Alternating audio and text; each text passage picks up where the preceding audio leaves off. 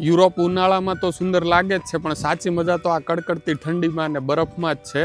આ જુઓ સાયકલના રોડ ને બધું સાફ કરી નાખ્યું છે ઓલરેડી મ્યુનિસિપલ સિટીવાળાએ, એટલે એટલા એક્ટિવ છે અહીંયા.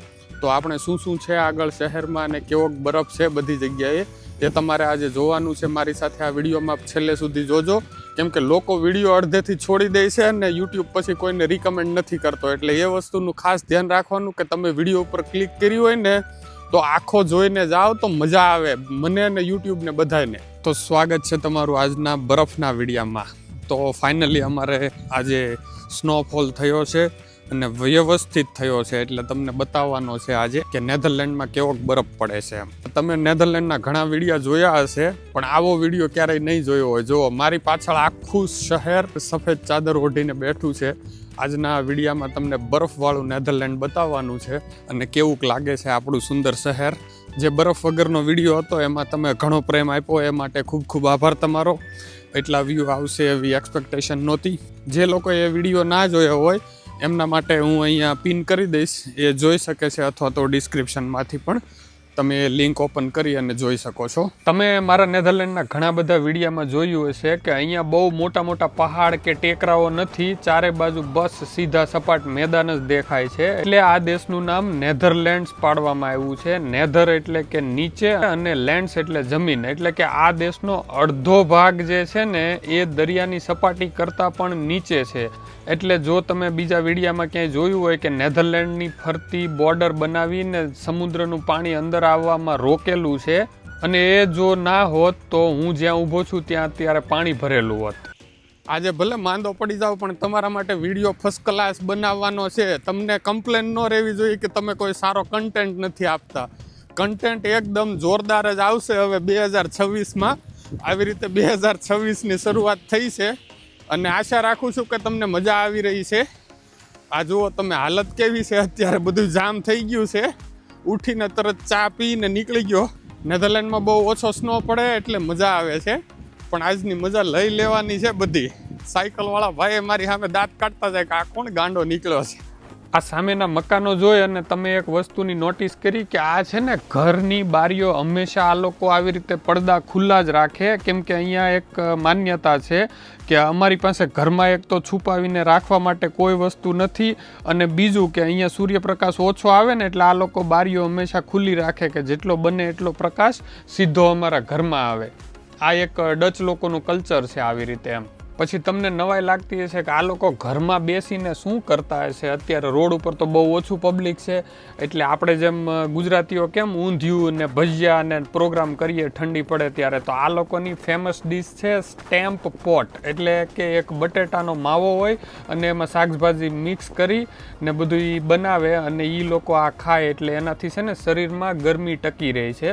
એટલે એ એક આ લોકોના ટ્રેડિશનમાં પણ છે. તમને નવાઈ લાગતી હશે કે આટલા બરફમાં પણ આ લોકો સાયકલો કેમ ચલાવે, તો કહેવત છે કે નેધરલેન્ડના લોકો છે ને સાયકલ ઉપર જ જન્મે, એટલે આ લોકોને સાયકલ વગર તો ફાવે જ નહીં. હું આજે ભલે ગિમ્બલ ખરાબ થઈ જાય કે ફોન ખરાબ થઈ જાય કે માઇક્રોફોન ખરાબ થઈ જાય, પણ તમને મોજ પાડી દેવાની છે એકદમ. મારા શહેરમાં તમે આ સ્નોમાં મજા લીધી હોય ને એવી ફિલિંગ આવવી જોઈએ તમને કમ્પ્લેટ એમ. બરફ પડે એટલે લોકો બહાર બહુ ઓછા નીકળે, કેમ કે અહીંયા કારણ વગર ખોટું ઠંડીમાં હેરાન તો ન થવાનું હોય, એટલે એકદમ શાંતિ છવાઈ ગઈ છે.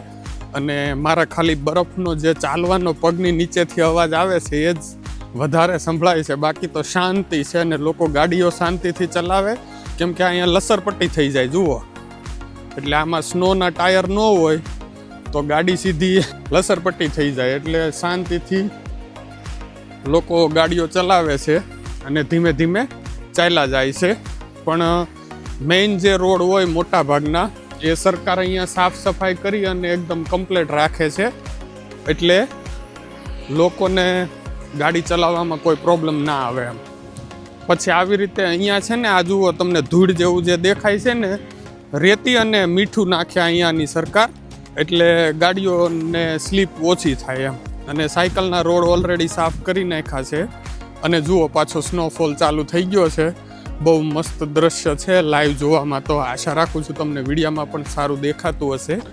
કેટલું સુંદર મસ્ત શાંત આજે વાતાવરણ છે અને લોકો શાંતિથી આજે ઘરે આનંદ કરી રહ્યા છે બધાય. પણ આપણે તમારા માટે આજે વિડીયો બનાવી જ નાખવાનો છે, નક્કી જ કર્યું છે. આટલા બરફમાં પણ. હવે આ બધી કેનાલ ને પાણીની નદીઓ તમને દેશી ભાષામાં કહું તો જોઈને એવું લાગતું હશે કે આ બરફ જામી જશે તો શું, તો નેધરલેન્ડના લોકો એની રાહ જોઈ રહ્યા છે. કેમ કે આ લોકો અત્યારે પ્રાર્થના કરે છે કે આ બધી નદીઓ અત્યારે બરફ થઈ જાય. કેમ કે અહીંયા છે ને 11 શહેરોની ઐતિહાસિક સ્કેટિંગ રેસ થાય છે જેનું નામ છે એલ્ફસ્ટેડન ટોક. છેલ્લે 1997માં આ રેસ થઈ હતી. અત્યારે દરેક ડચ લોકોના દિલમાં એક જ આશા છે કે આ વર્ષે પણ એટલી બધી ઠંડી પડે કે આ બધી નદીઓ જામી જાય. કેમ કે એ રેસ છે ને 200 કિલોમીટરની લાંબી, દુનિયામાં સૌથી લાંબી નેચરલ આઈસ ઉપર થનારી સૌથી લાંબી રેસ છે. એટલે આ વર્ષે ડચના લોકો પ્રાર્થના કરતા હશે કે આટલો બરફ પડે અને એટલી ઠંડી પડે કે એ સ્પર્ધા પાછી આ વર્ષે કદાચ ને યોજાઈ શકે એમ. તો આટલો બરફ અહીંયા નેધરલેન્ડમાં બહુ ઓછો જોવા મળે છે. એટલે ડચના લોકો પણ આખું વર્ષ આ દિવસ માટે રાહ જોતા હશે. મારું આ ફેસ બહુ ખરાબ દેખાય છે, મને ખબર છે બરફ પડે ત્યારે. એક તો ઓલરેડી ધોળી દાઢી થઈ ગઈ છે, પણ તમને આ ખાલી વિડીયો ત્યાં ગરમીમાં બેઠા બેઠા જોવાની મજા આવતી છે.